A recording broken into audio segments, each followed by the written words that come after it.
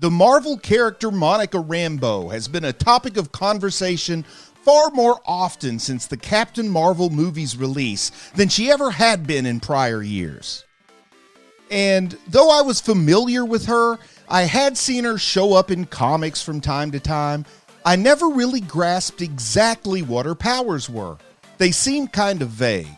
Also, I wasn't ever real clear on her origin story. So, I decided to make a video to rectify that. How well will I do? Let's find out.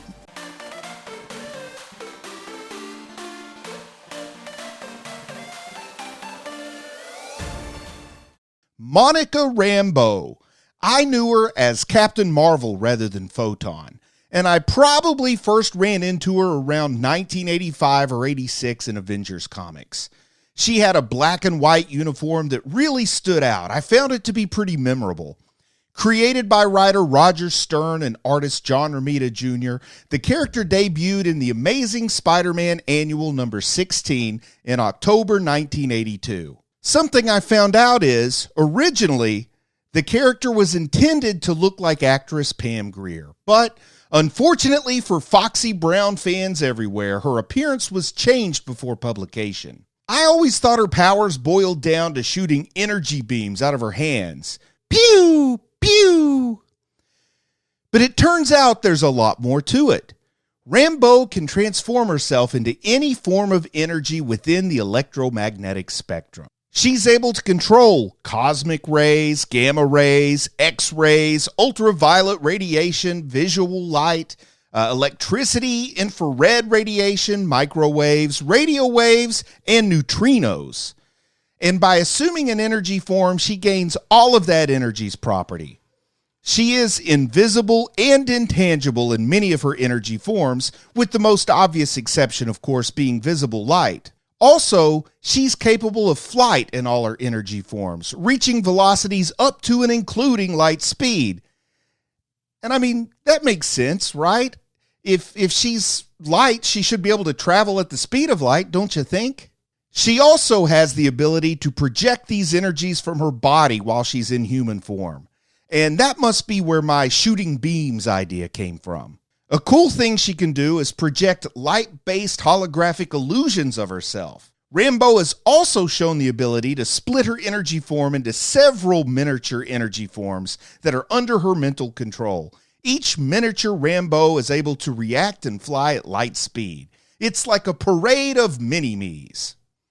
She is immortal and does not age beyond her prime. And lastly, she has a photographic memory. This was present before she got her powers, but her powers seem to make her perfect memory even more perfecter? Don't ask me. Here's her story. Monica Rambeau was born in New Orleans, Louisiana, to Frank and Maria Rambeau. She was a lieutenant in the New Orleans Harbor Patrol, like a cop whose jurisdiction is the harbor. She also operated as a cargo ship captain. Trying to prevent the creation of a dangerous weapon, Rambeau was exposed to extra-dimensional energy. The only clarification I could find is that it was an energy disruptor weapon created by a criminal scientist. Rambeau was thereafter able to convert her entire body into energy. When her powers first activated, she wound up teleporting herself to a warehouse. She noticed this place was full of different outfits from the recent Mardi Gras celebration.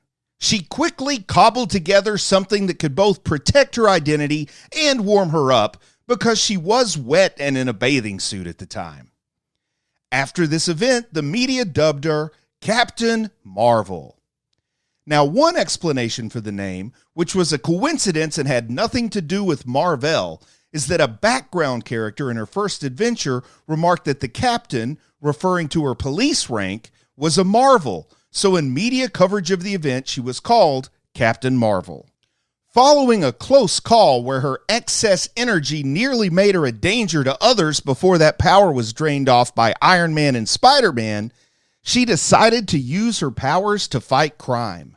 Monica was told by Ben Grimm that the name Captain Marvel had originally been used by the late Kree hero Marvel. But Grimm assured her that, Marvel wouldn't mind. He also said, I probably ain't the only thing in the world either. Rambeau sought out the Avengers for help in mastering her new powers and becoming a member in training. Captain Marvel soon graduated to full Avengers membership after the battle against Plant Man. And it's strange that Plant Man showed up a year after DC's Floronic Man. Totally a coincidence, right? Here's a bit of trivia. Captain Marvel was the first African-American female member of the Avengers. Rambeau had some affiliation with Scarlet Witch in the comics, as the two teamed up along with Doctor Strange to take on Dracula. Monica quickly made some powerful enemies in the form of Moonstone and Blackout, when Rambeau stopped the evil duo from escaping Project Pegasus. Captain Marvel was with the Avengers when they were kidnapped by the Beyonder and delivered to Battleworld in the original Secret Wars event. I read as much Secret Wars as I could in real time back then. That might have been where I saw my first incarnation of Captain Marvel. The Masters of Evil briefly trapped Monica in the Dark Force, but she eventually escaped with help from the Shroud. In the ensuing battle, Moonstone and Blackout were taken off the board when Moonstone was paralyzed and Blackout died. In the summer of 1985, the infamous space pirate Nebula shanghaied Rambeau into space for an extended period of time. A couple of years later, after returning to Earth, of course, Rambeau became the leader of the Avengers. In a battle with a sea monster that was actually Submariner's wife, Marina, a whole nother story there, she made contact with the water and accidentally conducted herself across the surface of the ocean. Her atoms were spread so widely she barely regained physical form. She reformed as a frail, withered husk of a woman without any superpowers.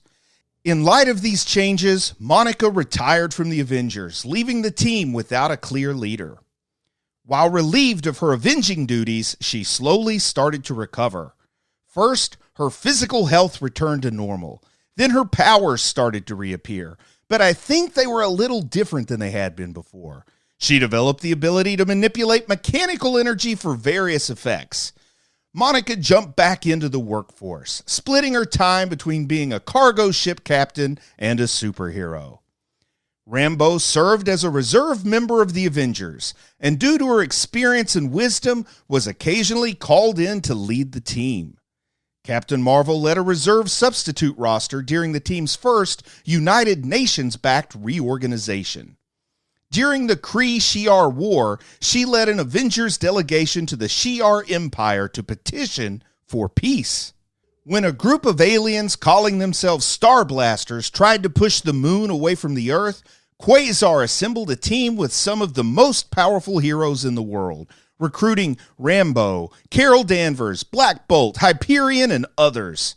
During this adventure, her original powers gradually regenerated, fully returning when the alien stranger accelerated the process. When Genisvel became an adventurer, he was known as Captain Marvel, like his father before him, and out of respect for the Marvel legacy, Monica adopted a new alias, Photon. But then, wouldn't you know it, when Genisvel wanted to establish a new identity for himself, he began calling himself Photon. Come on, Genisvel, come up with your own shtick, quit swiping for Monica. Rambeau confronted him, but she decided to let Genis keep the Photon alias after she came up with the name she liked better, Pulsar. Without using any code name at all, Rambeau led the Nextwave team, part of the highest anti-terrorism effort, or hate, against unusual weapons of mass destruction created by the Beyond Corporation. During the superhero Civil War, Rambeau was a member of Captain America's Secret Avengers, but also registered as a member of the Initiative. Monica reveals to her friends, Black Cat, Hellcat, and Firestar, that she had low-key dated Brother Voodoo in the past, and when working together on a mission, the two rekindled their romance. More recently, Monica began using the name Spectrum in the Marvel Now Infinite storyline. In this arc, she helped defend New York against attack by Proxima Midnight. Proxima's spear gave Rambeau some kind of deadly photon infection, but Blue Marvel cures her by bombarding her with healthy photons or something. I don't know, it makes her powers grow stronger. After this, Monica became field leader of Luke Cage's new Mighty Avengers team. During the last days part of the more recent Secret Wars storyline, Spectrum devised a plan to destroy Earth 1610 to keep it from colliding with 616. In desperation during the 2 weeks before the end of the world, Spectrum channeled her full power and went to destroy Earth 1610. However, right before she could successfully destroy the other Earth, she spotted a group of children who lived there, causing her to hesitate for only a moment, long enough for Ultimate Reed Richards to capture her. As far as media adaptations go, she first appeared in the 2019 live-action MCU film Captain Marvel, portrayed primarily by Akira Akbar. This version is a child in the 1990s. In the live-action Disney Plus Marvel series WandaVision, a now-adult Monica is portrayed by Teyonah Parris. And Paris will reprise the role in an upcoming sequel to Captain Marvel, which will be released in 2022, both fingers crossed.